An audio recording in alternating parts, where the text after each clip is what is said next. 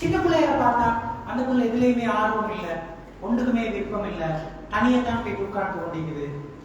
Right, அடிக்கடி நான் மூத்தாயிரணும் இல்லாட்டி எனக்கு வாழ்க்கை விருப்பம் இல்லைன்னு சொல்லி புள்ள சொல்றதுக்கு சொல்லணும் அப்படி கதைப்பாங்க சில பிள்ளைகள்.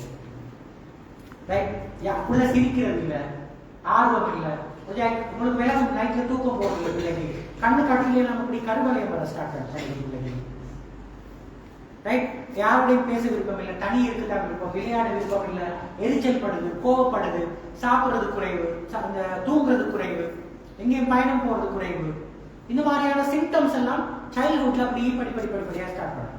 சில பிள்ளைங்களுக்கு கொஞ்சம் டீனேஜர்ஸ் ஆகிற நேரம் எடல்ஹுட்ல இந்த சிம்டம்ஸ் வந்ததுன்னா சில ஆட்களுக்கு என்ன செய்யணும்னா அழ ஸ்டார்ட் பண்ணுவாங்க. தன்னை அறியாமலே அழுவாங்க. நெகட்டிவ் தாட்ஸ் வந்து கொண்டே இருக்கும். சூசைட் பண்ணிக்கொண்டு போல தோணும். வாழ்ந்து பிரயோசனம் இல்லை, நான் எல்லாருக்கும் பாரம் ஆயிட்டேன், என்னால் எல்லாரும் கஷ்டப்படுறாங்க, எனக்கு நிறைய நான் எல்லாருக்கும் சுமையா இருக்கிறேன்னு சொல்லி யோசிக்க ஸ்டார்ட் பண்ணுவாங்க.